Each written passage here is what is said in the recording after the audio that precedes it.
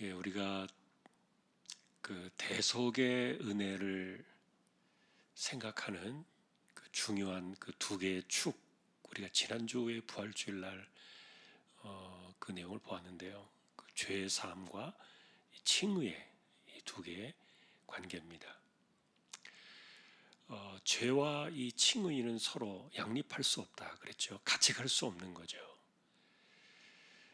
그러나 이제 문제는 우리 안에 들어있는 이 죄가 어느 정도로 심각하냐 하는 거죠. 그리고 그 죄를 우리가 과연 이겨낼 수 있을까에 대한 그런 죄에 대한 권세의 문제나 이건 해결의 문제 이런 것들을 이야기하는 건데, 어쨌든 죄가 얼마나 강력한가, 우린 절대로 발버둥쳐도 이 죄에서 벗어날 수가 없다. 그 분명한 증거가 하나님의 아들이 오셔야만 했던 십자가의 사건이었죠. 왜냐하면 그거 외에는 방법이 없으니까요. 십자가 외에는 인간의 삶에 깃들어 있는 이 죄를 정리할 수 있는 방법이 전혀 없었던 거죠. 그러니까 하나님의 아들이 죽어야 할 정도로 죄가 너무 강력했다. 마찬가지로 지금도 역시 강력하죠. 굉장히 이 강력한 이 죄악의 권세, 죄의 권세. 그런데 이제 어쨌든 대신 죽으신 그 속죄의 사건으로 인해서 하나님은 우리의 죄를 그냥 덮고 가셨다. 이렇게 이제 말씀을 보았죠. 로마서에서 나와 있는 그런 내용들이, 이런 것들이 이제 쭉 정리가 되어 있어요. 죄와 칭의의 문제가 이게 서로 양립을 하면서 우리가 이 관계 속에서 어떻게 우리가 신앙을 이해하고, 그리고 하나님의 은혜를 이해하고, 그리고 우리가 어떻게 그 의롭다함을 받은 사람으로서 살아갈 것인가에 대한 그 주제가 쭉 나와 있는데, 지난번에 저희가 주일날 이제 만났던 그 로마서의 핵심적인 그 이것을 이해하게 만들어주는 그 포인트가 간과라는 단어였어요. 기억나시는지 모르겠어요. 우리의 죄를 간과하셨다. 이 간과라는 그 단어를 저도 처음에는 그냥 자세히 보기 전에는 이 지우신 거구나, 이제 그렇게 생각했어요. 하나님 지우셨다. 물론 지우셨다고 해도 틀린 해석은 아니에요. 그러나 바울이 의도하고자 했던 그 단어는 지워버리신 게 아니라 그냥 남겨져 있는데 그냥 덮어버리신 거예요, 하나님께서. 그러다 보니까 사실 이 남겨져 있는 이 죄악의 흔적들을 지워 나가는 과제가 우리에게 남겨진 겁니다. 그리고 사실은 이 죄악의 흔적이 없어진 게 아닌데 그냥 딱 덮어버리시고서 너는 죄 없어, 의인이야, 그냥 무조건 주신 거예요, 이렇게 하나님께서. 왜냐하면 십자가의 피가 있으니까. 하나님이시기 때문에 어떤 대가를 치르지 않고 그냥 선포만 하면 되는 게 아니거든요. 대가를 이미 치루었으니까, 아들을 통해서. 그러니까 그 은혜를 우리에게 그냥 거저 주신 거죠. 그래서 이것을 깨닫고 살아가는 이 죄와 이 칭의의 관계를 이해하고서 살아가는 하나님의 백성들에게 이 진리를 깨닫는 것은 굉장히 중요하고, 그것을 행하는 일은 나 자신에게 남겨져 있다, 이렇게 보았죠. 그리고 십자가와 부활의 사건을 통해서 우리에게 분명한 것은 죄를 해결하고 이겨낼 수 있는 길을 우리에게 열어주셨다는 겁니다. 그래서 우리가 이 죄와 칭의의 관계를 이해할 때 내가 신자로 살아가면서 여전히 예수 믿기 이전에 있었던 일들, 그것은 여러분 감정의 문제든 성격의 문제든 아니면 습관의 문제든 아니면 그것이 취미든 그런 것들이 다 우리 안에 있는 것들과 관련되어 있는 것이 죄하고 관련되어 있다면은 사실은 정리해야 돼요. 그것을 그대로 갖고 갈 수는 없는 거죠. 왜냐하면 칭의의 자리로 우리가 나아가기까지 사실은 하나님께서 그것을 지워낼 수 있도록, 그것을 떨어낼 수 있도록, 그것을 태워버릴 수 있도록 끊임없이 우리에게 도전하시고 말씀하시고 역사하시는 것이 바로 우리 안에서 작동하시는 그 성령이시기 때문인데, 우리가 하나님의 영을 따라 사는 사람들이니까, 우리가 하나님의 영을 따라 사는 사람이 하나님의 자녀지, 하나님의 영이 없는 사람은 하나님의 자녀가 아니다 그랬으니까요. 그래서 진리를 깨닫고서 내가 그 진리를 붙잡고 진리 안으로 나아가려고 애쓰는 것은 각자에게 주어진 몫이지, 내가 만일에 그것을 거부해버리고 하지 않으면 아무 소용이 없는 거예요.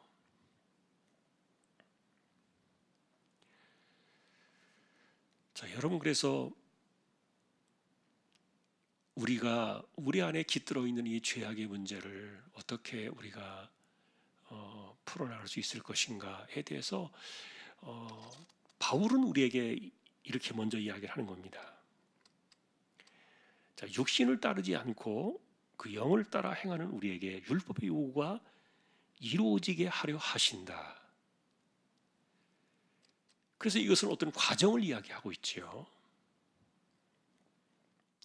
영을 따라 행한다는 말은, 이 영은 여러분 우리가 뭘 이야기합니까? 우리 안에 있는 영이라고도 말할 수 있겠지만 어쨌든 여기서 바울이 의도하는 바는 성령이겠죠. 그러나 성령이 우리와 별개가 아닙니다. 같이 역사하니까. 그래서 뭐 우리 영이기도 하고 성령이기도 하고 그런데요. 어쨌든 우리 안에 들어오셔서 우리를 거듭나게 하시고 새로운 피조물이 되게 하신 그 영을 따라 살아가는 방식, 영을 따라서 살아가게 되면은 율법의 요구가 이루어진다는 거예요. 여러분, 율법의 요구가 뭡니까? 죄가 없는 삶이에요.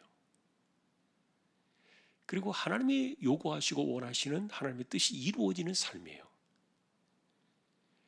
이거는 구약의 역사 속에서 우리가 바라볼 때 실패의 교훈을 받잖아요. 그런데 이것이 가능해진 사건이 바로 이 성령이 우리 안에 오셔서 그것을 하게 하신다는 겁니다. 그래서 이 율법의 요구가 이루어진다는 이 표현은, 이거는 사실은 하나님의 아들같이 죄가 없으신 완전한 분에게만 쓰는 단어예요. 헬라어의 이 단어를 바울이 가져온 것은 굉장히 놀라운 표현이에요. 율법의 요구가 이루어진다는 이 말은 뭐 우리가 신학적으로 이것을 연구하는 사람들은 아닙니다만, 어쨌든 바울 사도가 이 단어를 가져온 것은 이건 굉장히 파격적이고요. 그리고 이 해 아래 살아가는 인생의 삶에서 찾아볼 때 어느 누구도 이것을 할 수는 없어요. 그런데 바울이 이것을 선언하고 있는 겁니다. 그러니까 하나님께서 의도하신 바가 있다는 거죠. 그것은 영을 따라 살아가게 한다는 겁니다. 영을 따라 살아라. 그럴 때 이루어진다. 한꺼번에 동시에 두 개를 해결하는 거예요. 죄 문제를 해결하고 그 다음에 율법의 요구를 이루어가는, 동시에 이게 두 개가 이루어진 겁니다. 여러분, 마찬가지로 죄와 율법은 양립할 수 없잖아요. 그런데 이제 아까도 말했던 것처럼 하나님의 칭의가 먼저 우리에게 주어졌잖아요.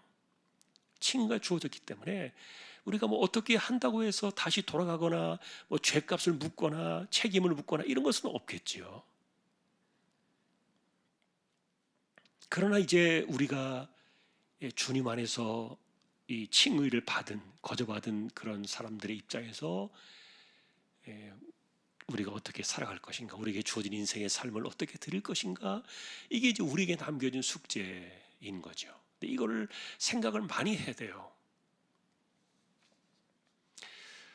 최근에 어떤 분들이 이제 그런 얘기를 해요. 저는 상급론에 대해서 그렇게 별로 예찬론자가 아니에요. 왜냐하면은 여러분, 상급론, 아마 제가 이야기를 자꾸 할 때마다 상 주신다는 말이 있는데 왜 자꾸 이 상에 대해서 이렇게 약간 좀 이렇게 브레이크를 걸까? 혹시 그렇게 생각하시는 분들이 있을지도 모르겠고, 그 다음에 오랫동안 신앙생활을 해왔던 분들은 이 상급론에 대해서 굉장히 이렇게 딱 그 고정된 인식을 갖고 있는 분들이 계실 거예요. 어쨌든 상 주신다는 말씀이 있으니까 그건 하나님께서 하시겠지요. 우리가 손댈 수 있는 부분은 아니니까. 그러나 그 상은 부활의 영광이나 구원은 아니다 그랬죠. 차별을 주는 것은 아니라 그랬고요. 그런데 어쨌든 이 상이 있으니까 상 받으려고 열심히 해라. 근데 사실은 바울이 내가 상을 받으려고 달려간다고 말했던 그 상도 바울에게는 그게 구원이었어요. 그런데 구원이 이미 주어진 건데, 근데 무슨 구원의 상을 받으려고 달려가? 그러니까 이 바울은 구원이 이루어지지 않았지만 그것을 내가 이루려고 하는 사람처럼 달려갔다는 얘기예요. 어떤 행위를 이야기하는 게 아니에요. 그 마음의 중심을 말하는 거예요. 그래서 이 상을 이야기하고 상급을 이야기하는 사람들의 입장에서는 예를 들면 우리의 간증이나 우리의 자랑거리가 뭡니까?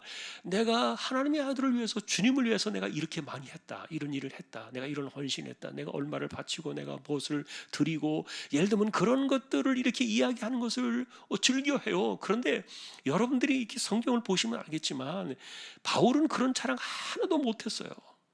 다 덮어버리잖아요. 이분이 왜 그랬을까요? 실제로 우리가 정말 뭐 사도냐 아니면 뭐 목사냐 평신도냐 이런 계급장 딱 떼버리고요. 인간 바울과 그리고 인간 나와의 관계에서 딱 1대1로 한번 바울하고 한번 맞짱을 한번 떠보세요. 바울만큼 헌신한 사람이 있냐고요? 드물 겁니다. 거의 없다고 봐야죠. 이런 분이 어디 있어요, 세상에. 그런데 정확하게 우리가 그런 것들을 뭐 따져볼 수는 없지만 바울 앞에서 우리가 내가 당신보다 나아요, 내가 훨씬 더 헌신 많이 했어요, 내가 당신보다 상 더 많이 받을 거예요, 이렇게 누가 말할 수 있겠냐 하는 거예요. 그런데 바울이 그런 자랑을 못한 이유는 뭐냐면은 자기가 이 온몸을 불사르게 내어주고 심지어는 그 목이 배임을 당하는, 참수를 당하는 순교를 당했잖아요, 마지막 순간까지도. 그럼에도 불구하고 자기가 주님을 위해서 한 것보다 하나님의 아들이 자기를 위해서 한 것에는 3발의 피가 되는 거예요. 비교가 안 되는 거예요. 어떻게 자랑할 수 있겠어요? 하나님의 아들이 나를 위해서 하신 그것을 내가 이게 뭐 아무리 하늘같이 쌓아놓는다 할지라도, 저장할 데가 없어서 저 바닷속 깊은 곳에 깊숙하게 막 차곡차곡 쌓아놓는다 할지라도 하나님의 아들이 이 땅에 오셔서 나 같은 인간을 위해서, 나를 위해서 행하신 그것을 생각하면은 내가 그것보다 더 클 수 없는 거예요. 어떻게 사랑이 돼요? 그러니까 사도 바울은 내가 할 것이 있다면 난 십자가와 부활밖에 말 못한다. 내가 그분을 위해서 뭘 했느냐를 내가 주장하고 말하는 것이 아니라 그분이 나를 위해서 무엇을 행하셨느냐, 이것을 말하는 게 더 크다는 거죠. 여러분이 복음서를 보실 때, 그리고 이 서신서를 만날 때 그런 것들을 보잖아요. 어느 누가 뭐 이런 걸 해가지고 무슨 상을 받았더라, 그런 것에 그렇게 집중하지 않아요. 근데 우리는 그런 것에 너무 관심이 많잖아요. 뭐 얼마를 드렸더니 하나님이 뭐 큰 집을 주셨더라, 내가 뭐 얼마를 바쳤더니 뭐 하나님께서 얼마의 그 보상을 해주셨더라. 이런 건 물론 가능합니다. 왜냐하면 그것은 실제로 하나님께 주시는 상들은 하나님께는 아무것도 아닌 거예요. 근데 우리의 자랑은 그런 것에 집중되어 있잖아요. 그런 것에 집중되어 있는데 바울은 그렇게 말할 수 없었던 이유가 그거예요. 하나님의 아들이 나를 위해서 행하신 일들을 생각하면 할수록 그 앞에서 그냥 작아지는 거예요. 내놓고 싶은 것이 있다가도 그 하나님의 아들이 오셔서 당하신 그 고난과 십자가의 죽음과 이런 것들을 생각하면 그냥 쏙 들어가 버리는 거예요. 하나도 꺼내놓을 수가 없는 거예요. 그러니 그 앞에서 무슨 상 얘기하고 무슨 상급 타령하고 뭐 이렇게 할 수 있겠냐고요. 그러니까 그런 것 가지고 자꾸만 이렇게 사람들을 뭐 부추기고 뭐 우리가 그러고 상 받기 위해서 뭐 하자. 이거는 굉장히 좀 너무 우리가 은혜에 대해서 정말 철모르고 할 때, 하나님의 아들이 이 땅에 오셔서 우리에게 뭘 해주셨는가를 잘 이해하지 못할 때, 깨닫지 못할 때 그렇게 하는 소리는 이해할 수 있어요. 그러니까 하나님의 아들이 행하신 그 일들에 대한 놀라운 그 은혜와 사건들에 대해서 우리가 깊이 이해하지 못하니까 그저 내가 이만큼 했다, 내가 이런 일을 했다, 뭐 이런 것들을 얼마든지 막 이야기하고 또 그런 것들을 부추기고 막 이렇게 뭐 그럴 수는 있겠지만, 그러나 철이 들어가고 진리를 깨닫고 성경 속으로 깊이 들어가기 시작하면 창피한 거예요. 내놓는 게. 뭘 했다고 그것이 도대체 뭐가 되겠다고, 하나님의 아들이 이 땅에 오셔서 주신 것 그것과 하면 비교가 될 수 있겠냐고요.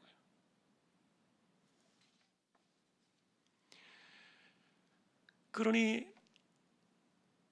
이 죄와 이 칭의의 문제를 같이 함께 해결하기 위해서 이것을 받은 사람으로서 이 땅을 살아가는 이런 것들은, 지금 여기서 바울이 말하고 있는 것처럼 율법의 요구를 이룬다는 이 말은 어쨌든 하나님께서 덮고 지나가 버리신 그 죄 문제를 우리가 어떻게 끊어나가며 살 것인가, 그리고 우리가 부름받은 하나님의 백성답게 우리에게 하나님의 아들을 통해서 우리에게 주신 그 구원의 하나님의 자녀답게 우리가 어떻게 살아갈 것인가를 고민할 때 그것을 이룬다 그랬으니까, 이것은 여러분 내가 무슨 뭐 상 받기 위해서 그렇게 하는 거 아니라는 거죠. 이미 내게 주는 은혜가 너무 큰 거예요. 그리고 안 되는 것을 해봐라 이렇게 하면은 얼마나 고통스럽겠어요. 그게 구약의 율법이잖아요. 안 되는 것을 하라 그랬으니까. 얼마나 무겁습니까, 율법이. 그런데 율법을 다 치워버리셨잖아요, 하나님. 여러분, 율법 가지고 하나님께서 딱 들이미 내미는 거 있습니까? 우리 오늘날 신약 시대는 없어요, 그런 거. 다 치워버리셨다는 거예요. 율법도 다 그냥 거둬가셨다는 거예요. 왜냐하면 그분이 다 이루셨으니까. 그래서 우리는 예수님의 그 그림자 속에 붙어가지고 그냥 거기 안에 들어가 있기만 하면 되는 거예요.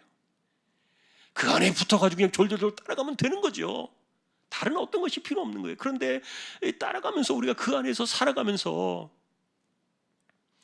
이렇게 보니까 여전히 이제 우리 안에 남겨진 것들, 이런 것들. 근데 바울은 어쨌든 이것을 내 육신이 그 죽을 때까지 이것을 계속 죄를 죽여나가는, 이것을 육신을 죽인다라고 말하는 거예요. 죄의 몸을 멸하는 것이죠. 죄의 몸을 지워버리는 것이죠. 그러니까 이런 신학적인 표현들이 좀 어렵습니다만, 그러나 어쨌든 우리에게 동기를 부여준 것은 상급이 아니다. 당신 얼마나 큰 상 받으려고 그렇게 뭐 얼마나 일을 하느냐, 뭐 자꾸만 그런 것들을 우리가 생각하는데 그게 한계가 있고 너무너무 지쳐요. 도대체 얼마를 헌신해야 되는 거예요? 우리가 어디까지 우리가 몸이 부서지도록 해야 되는 거예요? 그리고 그런 이야기들을 자꾸만 거기에 빠져들 때 보니까 뭐 전도하지 않으면은 뭐 구원도 못 받는다, 뭐 이런 그 이상한 이야기도 하고요. 그리고 뭐 전도의 상이 제일 크다 이렇게 이야기도 하잖아요. 그런데 여러분, 저는 전도의 상이 예를 들어서 크다는 것에 동의합니다. 그런데 바울의 입장에서는 그 동의하는 게 뭐예요? 우리가 생각하는 어떤 가시적인 상급이나 면류관이나 어떤 그 뭐 저택 같은 그런 큰 집이나 이런 상급이 아니라, 바울이 말한 전도의 최고의 상은 뭐예요? 딱 천국 가서 만났는데 저 사람 내가 구원한 거예요. 근데 나도 영원히 살고 나도 부활의 영광 가운데 영원히 사는데 저 사람도 영원히 같이 사는 거예요. 근데 저 사람이 나를 볼 때마다 뭐라고 말하겠습니까? 이 사람이 나 구원했습니다. 이 사람이 나 전도했습니다. 그거보다 더 큰 상 있나요? 무슨 상이 필요하겠어요, 그 영광의 나라에서. 그런데 구원받은 영혼이 영원히 사는 가운데 나로 인해서 내가 전한 그 복음을 듣고 구원받은 그 영혼들이 함께 하나님의 보좌 앞에서 영원히 살아가는데, 그 사람들이 나를 볼 때마다 내 마음속에 얼마나 감사가 넘치고, 나로 인해서 구원받은 영혼들을 바라볼 때 이게 잠깐 있다 없어지는 그런 상이 아니잖아요. 돈 많이 받고 큰 집 받고 면류관 받고 뭐 이런 것이 큰 상이 아니잖아요. 실제로 여러분 계시록에 가서 보면 우리가 하나님의 보좌 앞에 갔을 때 이 면류관도 어떻게 한다 그랬습니까? 그 어린 양이 보좌 앞에 벗어놓는다 그랬잖아요. 왜 벗어놓는 겁니까? 그거 쓰고 있는 것조차 민망한 거예요. 죄송한 마음이 있는 거죠. 이 면류관을 쓰고 있는 것 자체가. 주님은 그것이 합당하지만 그러나 우리 같은 사람에게 그 면류관을 주시는 게 이게 말이 되냐고요. 그러니까 이게 선한 양심, 이게 깨끗한 양심으로 이제 하나님 앞에 가서 서는 모든 사람들의 영혼은요, 그 면류관을 내려놓을 수밖에 없는 거예요. 그 발 아래 내려놓는다 그랬잖아요. 그러니 뭐 뭘 바라기 위해서 우리가 뭘 어떻게 하겠냐고요. 우리에게 동기를 부여해주고, 그리고 우리의 삶에 정말 이 죄와 싸워 이기면서, 그리고 우리의 시간과 삶을 들여서 하나님을 기쁘시게 하고 하나님께 헌신하고, 이런 것들이 하나님께서 다 갚아주시겠지만, 그러나 내가 무슨 뭔가 목적이 있어서 그렇게 하는 것은 아니다. 내게 주신 은혜가 너무 크다는 거죠. 우리가 여러분 11조 이야기할 때도 그러잖아요. 11조 가지고 하나님과 거래하지 마라. 자, 당신 이거 하면은, 구약에는 그랬습니다. 너 이거 당신 하면 하나님께서 갚아주시나 안 하나 봐라. 그 말라기서에 왜 그런 말씀을 했습니까? 도대체가 이 하나님 말씀에 대한 그런 무게감이나 말씀에 대한 존중이나 이런 것들이 전혀 없는 거예요. 제대로 하나님 앞에서 약속을 지키거나, 실제로 11조라는 개념이 뭡니까? 네가 받는 그 물질의 주인은 나야. 넌 청직이야. 그걸 우리가 끊임없이 고백하는 게 10의 1조 아닙니까? 이건 내가 하나님 주시는 거 내가 받아서 내가 임시로 쓰는 거지, 이 내 거 아니다.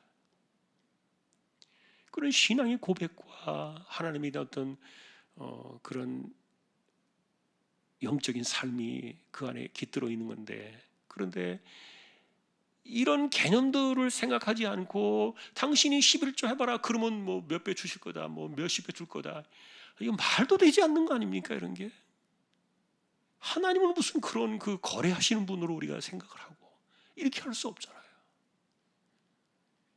이미 우리에게 많은 것을 주셨는데, 10개를 주셨는데 그 가운데 하나는 하나님의 그 영광을 위해서 하나님의 뜻을 이루기 위해서 쓰는 곳에 내놔라. 그거 다 내 건데 네가 9개는 쓰고 하나는 내놔. 이거 하나님 그것임을 내가 인정합니다. 그런 신앙의 반응 아닙니까? 여러분, 그래서 우리가 하나님께서 우리에게 행하신 일들이 뭔가 이런 것들을 깨닫고, 그리고 어쨌든 과거에는요 이런 것들이 잘 안 됐어요. 성령이 우리 안에 오시기 전에 이런 것들이 불가능한 일들이에요. 그러나 이 모든 것들을 다 이루시고 그 다음에 이것을 그대로 또 따라와서 행할 수 있도록 성령 우리에게 동일하게 부어주셨기 때문에, 그래서 우리는 되는 거예요.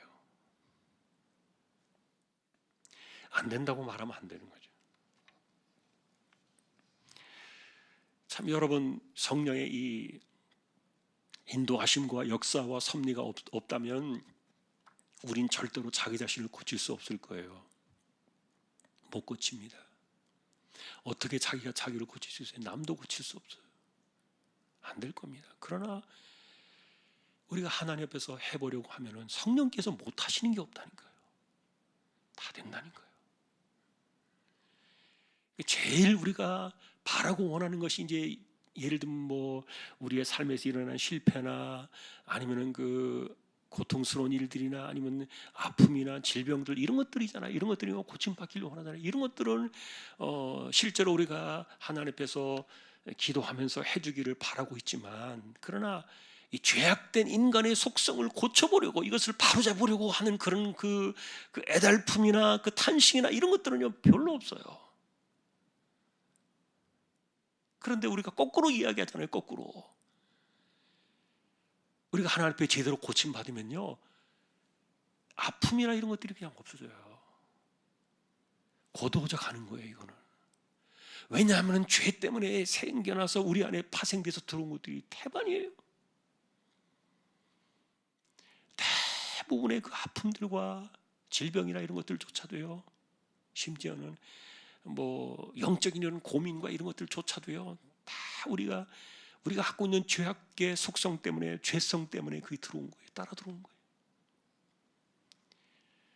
그래서 이 죄 문제가 풀어지면, 하나님 앞에서 이 문제를 정말 잘 풀어내면은 같이 나가게 되어 있어요. 뿌리가 사라지면, 뿌리가 죽으면은 그 나뭇잎이 말라버리는 것과 똑같은 이치예요. 죄는 뿌리예요. 그래서 우리는 뿌리를 말려야 돼요. 뿌리를 말리면은, 그러면은 위에 나와 있는 아픔들은 끊어지게 돼 있어요. 말라 죽는 거예요. 자, 오늘도 우리는 이 율법의 요구를 이루어지게 하셨다는 이 표현이, 바울이 이 표현을 쓸 때 왜 이 말을 썼는가에 대한 그런 것들을 제가 이렇게 좀 여러 각도에서 말씀을 드린 거예요. 그 위대한 역사가 우리 안에 보장되어 있어요. 그러니까 기독교인들은 그냥 우리가 능력 그렇게 이야기할 때, 능력이라고 이야기할 때 병에서 고침을 받는 거, 그리고 예를 들면 가난한 사람이 부자가 되는 거, 그리고 요셉처럼 이 종의 신분에 있던 사람이 총리가 되는 거, 이렇게 막 뒤집어지고 막 이런 것들을 우리는 능력이라고 생각하고 이런 것들을 축복이라고 생각하는데, 그러나 가장 큰 능력은 사람이 뒤집어지는 거예요. 사람이 뒤집어지는 거죠.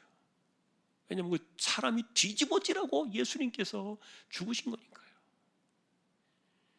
우리는 그런 것들을 주목해 보자는 거죠. 본질이에요, 그것은. 자, 여러분, 오늘도 우리는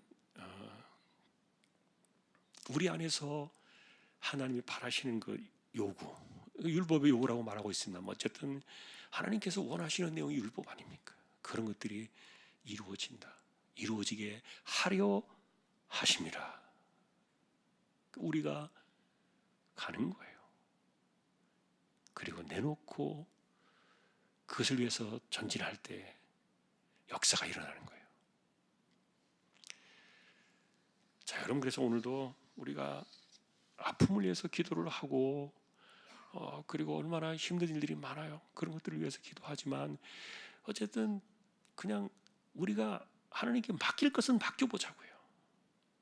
맡길 것은 맡기고, 왜냐하면 고통을 주기를 기뻐하시는 하나님이 아니시니까, 내 자녀가, 내 선한 백성이 이 땅에서 배고프고 시달리고 고통 속에 빠지고 아파서 부르짖고 뭐 이런 것들을 보면서 즐거워하시는 분이 아니시니까, 그러니까 그런 것도 한번 우리가 맡겨보고 우리가 본질을 한번 하나님 앞에서 풀어보면 우리 안에 성령이 계시니까 된다, 이루어진다. 그것 때문에 그 일을 우리가 풀어나가면서 우리의 삶에서 풀어진 역사들, 그리고 나머지는요, 주시는 대로 살자고요.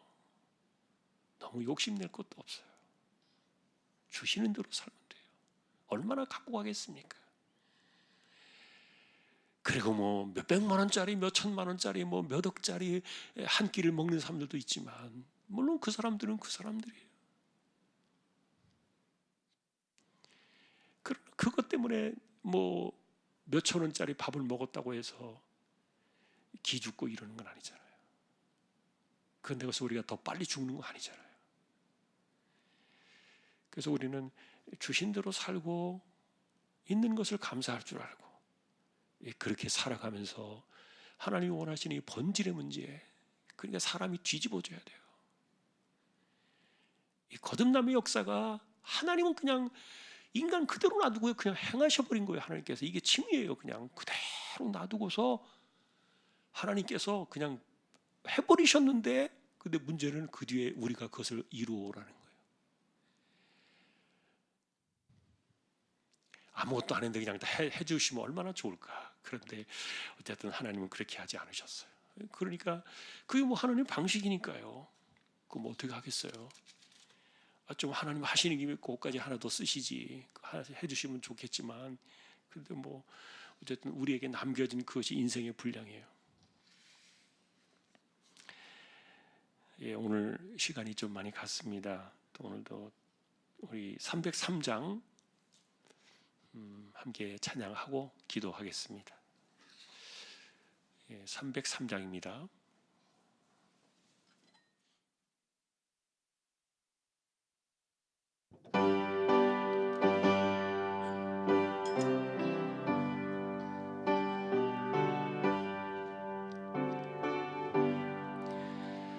날 위하여 십자가에 중한 고통 받으사 대신 죽은 주 예수의 사랑하신 은혜요, 보배로운 피를 흘려 영영 죽을 죄에서 구속함을 받은 우리 어찌 찬양 안 할까.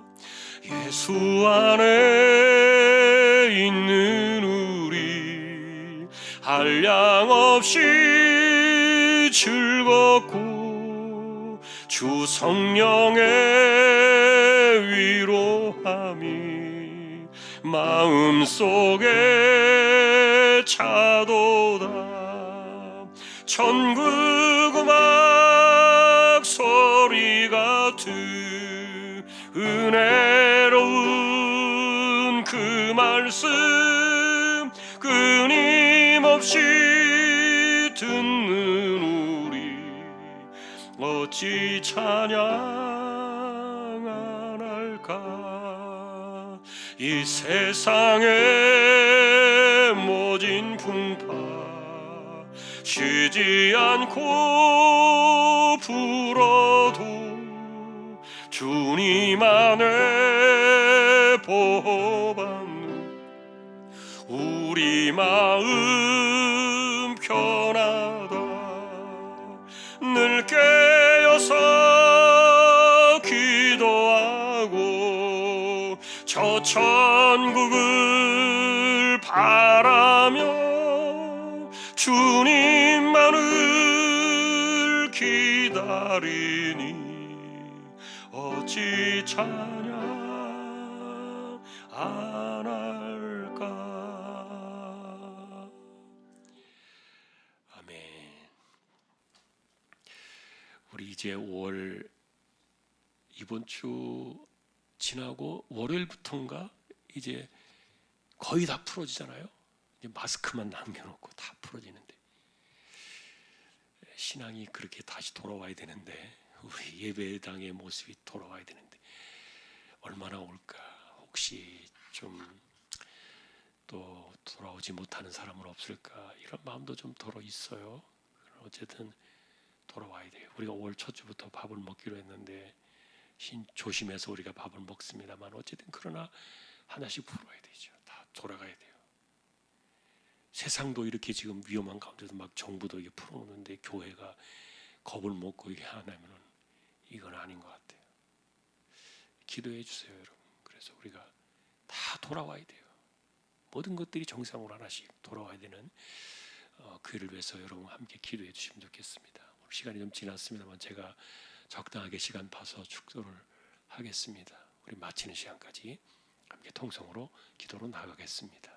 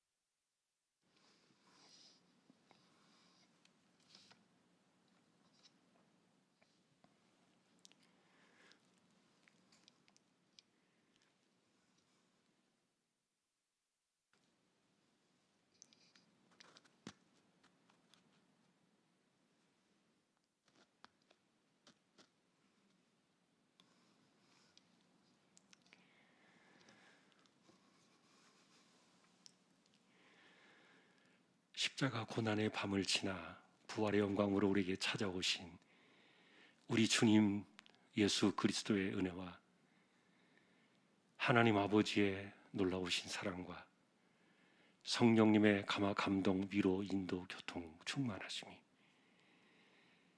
구원받은 백성으로 값없이 의롭다 하심을 얻은 하나님의 자녀로 성령의 인도하심을 따라 승리하기를 원하는 우리 모든 심령들, 주왕의 가족들 위해 이제로부터 영원까지 함께 있을지어다. 아멘.